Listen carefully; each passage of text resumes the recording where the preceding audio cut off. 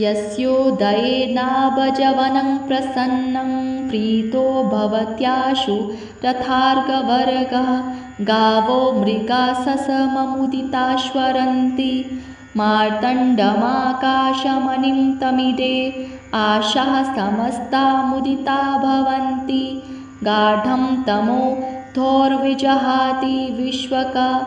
ग्राम्या जानः कर्मणि सम्प्रवृत्ताः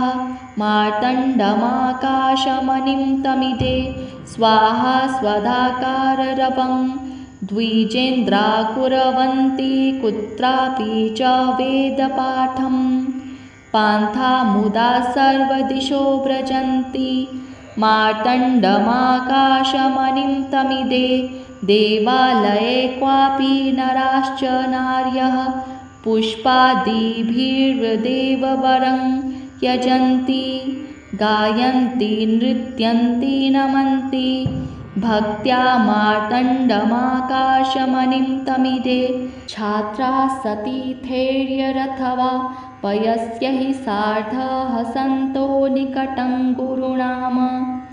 गच्छन्ति विद्याध्ययनाय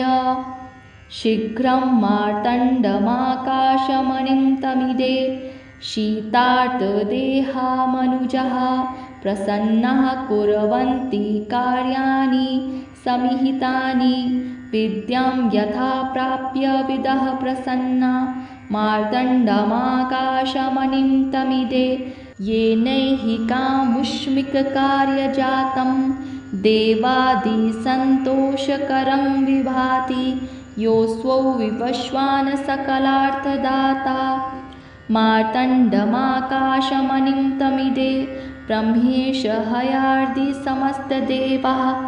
श्रुता हीनो चक्षुगोचरास्ते साक्षात् दशो दृष्टिपुरोगतो यो मार्तण्डमाकाशमणि तमिदे सूर्याष्टकमिदं पुण्यं ध्यात्वा सूर्य पठेदति रोगाः सर्वे विनश्यन्ति नूनं सूर्यप्रसादतः इति पूज्यपाद स्वामी श्रीमदनन्तानन्द सरस्वती विरचितं श्रीसूर्याष्टकं सम्पूर्णम्।